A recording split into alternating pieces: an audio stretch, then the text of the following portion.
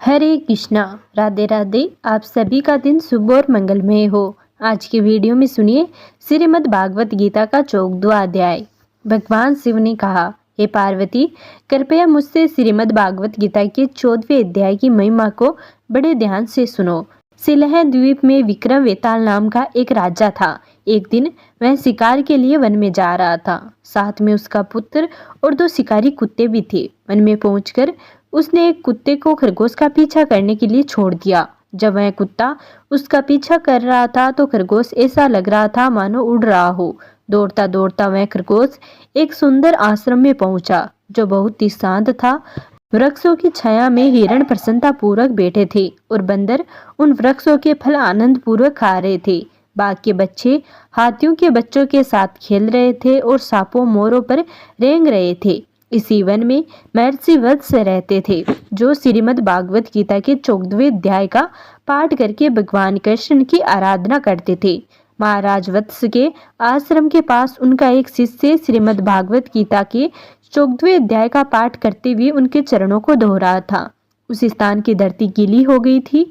तभी वह खरगोश दौड़ता हुआ आया और उस कीचड़ में फिसल गया। तुरंत ही उस खरगोश को स्वर्ग की प्राप्ति हो गई। एक हवाई जहाज नीचे आया, उसे उठाया और स्वर्ग लोक ले गया। कुछ क्षण बाद खरगोश की खोज में वह कुत्ता वहां आ पहुंचा और वह भी कीचड़ में फिसल गया। उसने कुत्ते का शरीर त्याग दिया और स्वर्ग लोक पहुंच गया और उसे भी स्वर्ग लोक ले जाया गया।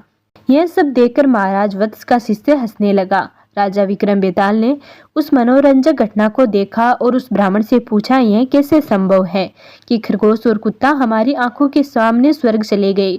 उस ब्राह्मण ने कहा, इस वन में वत्स नाम के एक महान ऋषि जिन्होंने अपनी इंद्रियों को पूरी तरह से जीत लिया है, हमेशा श्रीमद् भागवत गीता के 14वें अध्याय का जप करने में लगे रहते हैं।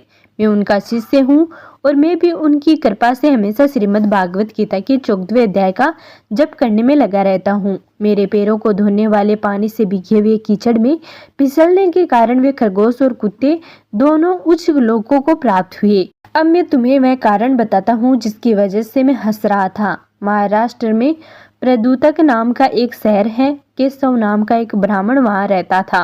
वह मनुष्यों में सबसे क्रूर था।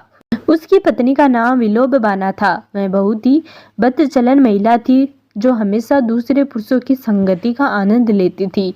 इसी कारण से उसका पति बहुत क्रोधित हो गया और उसे मार डाला। अपने अगले जन्म में वह कुत्ता बन गया और वह ब्राह्मण केशव अपने पाप कर्मों के कारण खरगोश बन गया। भगवान शिव ने कहा, श्रीमद् भागवत गीता के 14वें अध्याय की महिमा सुनने के बाद राजा विक्रम बेताल ने भी प्रतिदिन श्रीमद् भागवत गीता के 14वें अध्याय का पाठ करना शुरू कर दिया। जब उन्होंने उस शरीर को त्याग दिया तो वे वैकुंठ चले गए, जहाँ वे भगवान कृष्ण के चरण कमलों की सेवा में सदा के लिए संलग्न हो सके।